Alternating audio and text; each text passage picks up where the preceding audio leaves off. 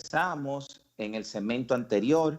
Hoy en Tribuna Juvenil se encuentra con nosotros Ivanhoe NG Cortiñas, un gran economista que quisimos traerlo esta noche desde su hogar a esta plataforma Tribuna Juvenil para hablar de esas implicaciones económicas que va a tener la República Dominicana con esta pandemia del COVID-19, no solo aquí, sino también a nivel internacional. ¿Cómo está, querido Ivanhoe? Muchas gracias, Giovanni, por darme la oportunidad de dirigirme a su público, al igual que a Robinson y a Joel, por compartir conmigo, ¿no? Buenas noches, maestro. Gracias, a sus órdenes a los tres.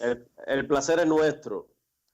Bueno, maestro, usted, como decía Giovanni, usted es un experto en el ámbito de la economía. Con usted obviamente se puede hablar de muchas cosas, pero el tema principal en estos momentos y que se está manejando ahora mismo y es una preocupación ahora del país en pleno, es respecto a la AFP, de cómo la AFP deben ser manejadas y si usted es partícipe o no de que las AFP se le entregue un 20, un 25 o un 30%, que es lo que hasta ahora se ha estado manejando. ¿Su opinión?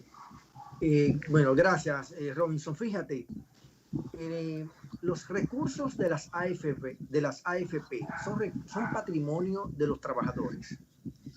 Y yo no podría decir que fui el primero, pero yo creo que estoy entre los primeros economistas que hice referencia al tema hace aproximadamente unas 3 semanas, o yo diría que a mediados de marzo, cuando se iba a anunciar la emergencia nacional.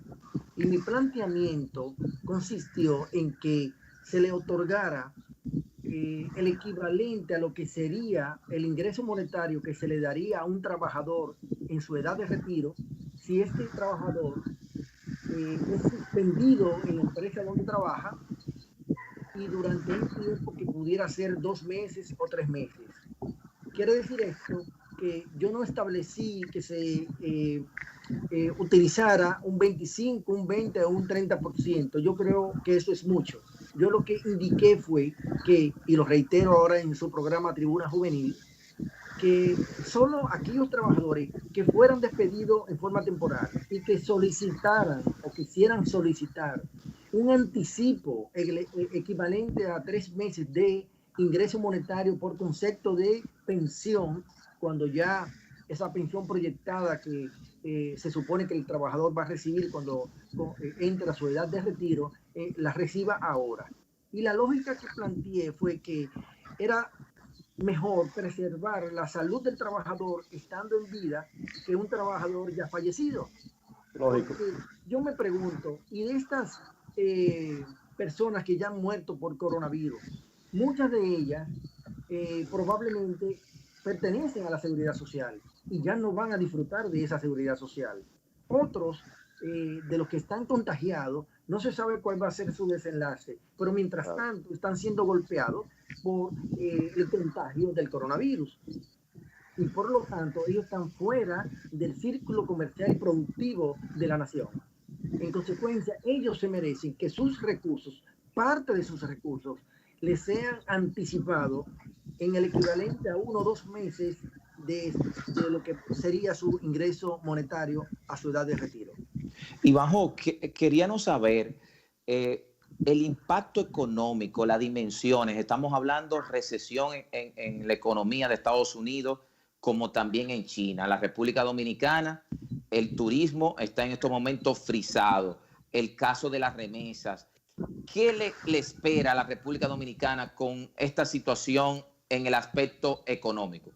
Mira, si partimos de que la epidemia va a permanecer en la República Dominicana ocasionando los estragos que está ocasionando, digamos, hasta junio, el impacto económico que tendrá para la República Dominicana sería de alrededor, medido por el PIB, de unos 2.800 millones de dólares. Si lo miramos desde la perspectiva de los ingresos en divisas que dejará de recibir la economía dominicana por concepto de remesas, exportaciones, inversión extranjera directa y por turismo, yo estimo que serán alrededor de 7.500 millones de dólares, es decir, el equivalente a un 25% aproximadamente de lo que serían los ingresos totales que recibe el país por esas 4 fuentes de generación de divisas que totalizan al año alrededor de unos 30.000 millones de dólares. Como puede ver, Giovanni, el impacto económico que ya tiene en la República Dominicana el coronavirus es sustantivo y lo será mayor en la medida en que esta epidemia se propague más hacia todo el territorio nacional y a una mayor cantidad de dominicanos y obviamente si esta epidemia logra aumentar su nivel de profundidad. Entonces, si eso aumenta, pues lamentablemente el impacto económico sería mucho mayor y costará eso mucho poderse recuperar. Los organismos internacionales han estimado, en el caso del Banco Mundial, que al día de hoy, con el escenario que está planteado al día de hoy, la economía dominicana no crecería en lo absoluto, en nada, cero, durante el año 2020. En el caso del Fondo Monetario Internacional, sitúa su reestimación que la economía dominicana decrecerá en menos un 1%.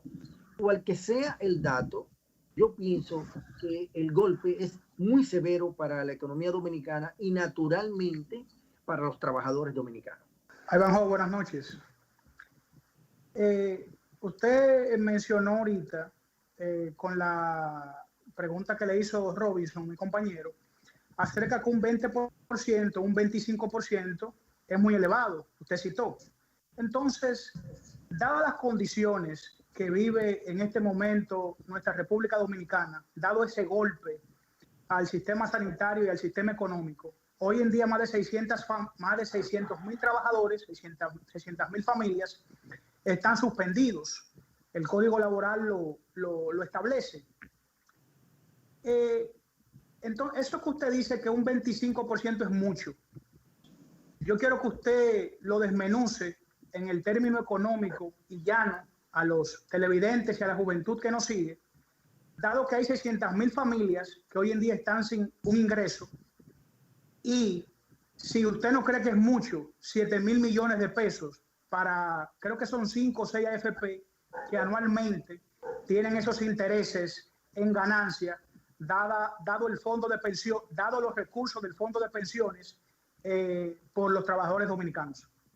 Mira, yo creo que las ganancias en el comercio lícito no pueden ser cuestionadas.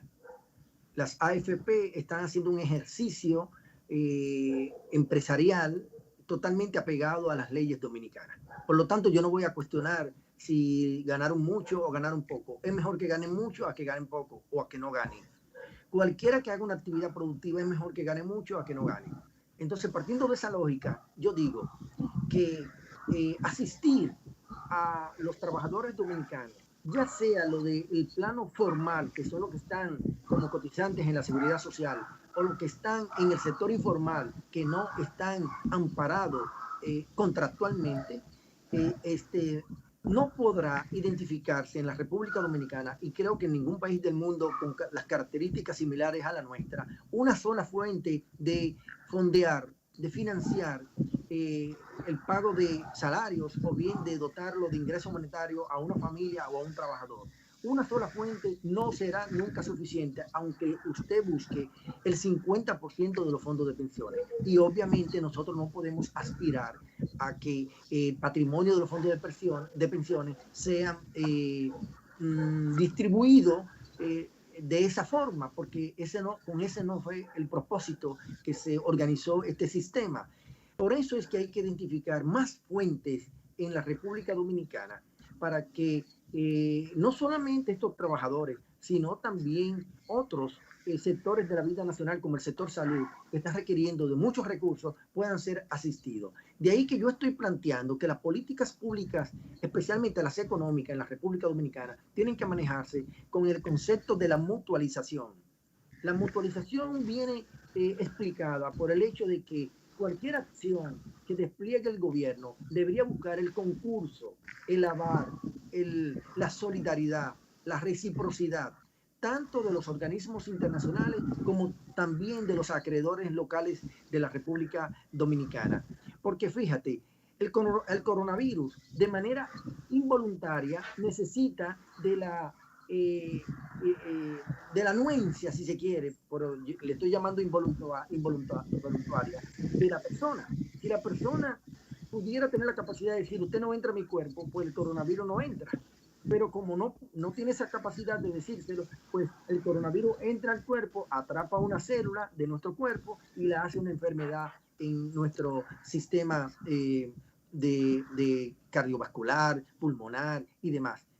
Entonces, así como el coronavirus necesita de la colaboración de una célula humana, entonces las políticas públicas necesitan de la colaboración de los organismos internacionales y de los acreedores locales. Por ejemplo, si nosotros le debemos a los organismos multilaterales 5.000 millones de dólares y este año 2020 tenemos que pagarle intereses y capital por esos 5.000 millones de dólares, pues obviamente lo correcto sería tocarle las puertas al Banco Interamericano de Desarrollo, al Fondo Monetario Internacional, al Banco Mundial y decirle, mira, mi situación es esta a causa del coronavirus. Permítame prorratear o posponer o hasta cancelar o procurar una condonación del pago de estos servicios, de la deuda pública con ustedes durante este año. Y tal vez, no sé si se logra el 100% de la propuesta, pero se logrará algo. A eso se le llama mutualizar el manejo de la política de la deuda. Pero por igual, si la República Dominicana quisiese colocar bonos en los mercados internacionales, digamos 1.000 millones o 2.000 millones de dólares, por cuenta propia ahora la República Dominicana no está en las mejores condiciones, no está en la condición óptima para colocarlo porque el riesgo país ha aumentado y los inversionistas no se sentirían, los inversionistas internacionales no se sentirían atraídos a hacer ese tipo de inversión. Entonces, ¿qué se estaría necesitando bajo la mutualización? El aval de los organismos internacionales, el respaldo de los organismos internacionales. Yo respaldo esta emisión de bonos, comparto los riesgos con el país y así los inversionistas internacionales pudieran animarse a comprar esos recursos o esos bonos y de eso le ingresan ingresos frescos a la República Dominicana. Como puede ver, para concluir la idea, como pueden ver, estoy identificando más de una fuente para fondear los gastos que tiene la República Dominicana. Maestro, ya que usted tocó el ámbito internacional, organismos internacionales, algunos han planteado la idea de que a los países como los nuestros, por ejemplo, que tienen deudas cuantiosas, no se le cobre intereses. Hay un grupo de países cuyo monto asciende a más de 500.000 millones de dólares. ¿Qué significado tiene eso para cada uno de esos países en el ámbito económico? Pues claro, un gran significado, porque eso está dentro de la lógica del manejo mutualizado de la deuda que estoy planteando. Cuando usted le solicita a un organismo, permíteme no pagarte los intereses, el organismo tiene dos opciones, decirte sí o decirte no. Entonces, si te dice sí, está colaborando contigo. Si te dice no, no está colaborando contigo. En el supuesto de que te diga que sí, está colaborando, y entonces esos intereses que ya usted no va a tener que pagárselo, digamos, en lo que resta de año, esos recursos que ya usted no los va a pagar como intereses, los redirige hacia el sector salud, hacia los sectores sociales de la República Dominicana, aquellos trabajadores del sector informal especialmente, que han quedado sin ningún tipo de ingreso desde que quedaron suspendidas sus actividades, el que vive del día a día. Entonces, y especialmente al sector salud, porque los médicos dominicanos y el personal paramédico está trabajando en condiciones infrahumanas, sin indumentaria indicada como para protegerse correctamente, para no contagiarse, siendo ellos los que están en la primera línea de fuego. Es como que si usted mandara a un ejército a una guerra y no lo dotara de armas, de armamento bélico, ¿no? Y botas, uniforme, agua y alimentación. Si usted no lo dota de esas condiciones, pues obviamente usted lo estaría mandando a ser nada más que carne de cañón. Pues los médicos y el personal paramédico necesitan ser cuidados de una manera celosa en esta lucha contra el coronavirus y esta lucha por vencer la crisis sanitaria que tenemos nosotros los dominicanos. Ivanjo, nosotros escuchamos esta semana al aspirante presidencial por la Fuerza del Pueblo, Leonel Fernández, hablando de esta situación y especialmente del aspecto económico. El expresidente de la República, Leonel Fernández, afirmaba que cuando él llega al poder, estamos hablando en su segundo mandato, se encuentra con una crisis, y eso conllevó al aumento del gasto público en la República Dominicana. ¿Qué usted entiende con este aspecto y de la medida a tomar económica para el gobierno que encabece, sea Leonel Fernández, sea Luis Abinader o sea Gonzalo Castillo a partir del 16 de agosto del 2020? Mira, como esta crisis sanitaria no es una crisis convencional, las respuestas, las acciones gubernamentales tampoco pueden ser convencionales. Es decir, se necesita romper con el paradigma de que el déficit fiscal es malo. Se necesita romper con el paradigma de que los indicadores monetarios no se le pueden tocar las manos. No, por el contrario, se necesita tener una política monetaria y fiscal expansiva, lo que nosotros los economistas denominamos política económica contracíclica, es decir, ir en contra del ritmo. Si ahora mismo la economía va hacia la recesión, pues hay que tratar de evitar de que vaya en picada y tratar de darle un empuje hacia el alza. Eso es lo que significa una política contracíclica, o lo contrario. En este caso, como va hacia la baja, necesitamos evitar que continúe bajando. Y para eso se necesita aumentar el gasto público. Para eso se necesita aumentar el medio circulante. De ahí que la política monetaria y fiscal deben estar ser trabajada hoy día de una manera muy creativa. Y quiero agregarle a tu pregunta, Giovanni, que Leonel Fernández se constituyó en el único presidente de la historia contemporánea dominicana en ser exitoso en el manejo de crisis. Él pasó esas pruebas de estrés, 3 pruebas de estrés, te las voy a mencionar. La del año 1998 con el huracán George, la de la crisis bancaria y financiera del 2003-2004 que le heredó del gobierno de Hipólito Mejía. Y de la del 2008. No, la del 2003-2004, crisis financiera local, bancaria. La dejada por Hipólito. Sí, y la que esa fue heredada. Y la del año 2008, que es la crisis financiera internacional de los subprime, que tuvo su epicentro en los Estados Unidos. Como puede ver, son 3 crisis, una de orden de la naturaleza, como fue el huracán George, y 2 de naturaleza financiera, una local y otra internacional. Y las 3, Leonel pudo superarlas. Tanto así que la economía nunca dejó de crecer por encima de lo que crece la tasa de natalidad en la República Dominicana. De manera que en una coyuntura como la que estamos viviendo, de crisis sanitaria y de crisis económica, en mejor mano no puede caer el país, sino es en la de Leonel Fernández, que ha pasado estas 3 pruebas de estrés. Porque el presidente Danilo Medina ha gobernado, y en sentido general ha gobernado bien. Sin embargo, ha gobernado en condiciones normales. Nunca ha gobernado, en sus 8 años de gobierno, en estrés. Y en el caso del candidato del PRM, pues nunca ha sido presidente. No sabemos sus habilidades. ¿Se le olvidó el nombre, doctor? ¿Se le olvidó el nombre? No, el señor Luis Abinader, yo soy amigo de él. Pero es la verdad, nunca ha sido presidente de la República, por lo tanto no sabemos de sus habilidades para manejar en condiciones normales o para manejar en tiempos de crisis. El señor Gonzalo Castillo, que es el candidato del partido oficial, aunque ha sido ministro, no es lo mismo ser ministro de una cartera como Obras Públicas que ser el gerente de un país. Y la mejor prueba de lo que estoy indicando es que no ha querido él exponerse a un medio como este, por ejemplo, que ustedes me preguntan y yo respondo. ¿No? Un presidente debe estar expuesto a eso, porque el presidente no puede estar llamando cada un segundo a un colaborador. ¿Qué hago? ¿Qué tú me sugieres? No, el presidente está para tomar decisiones. Recibe las informaciones y toma las decisiones. Y por esto decía Calderón.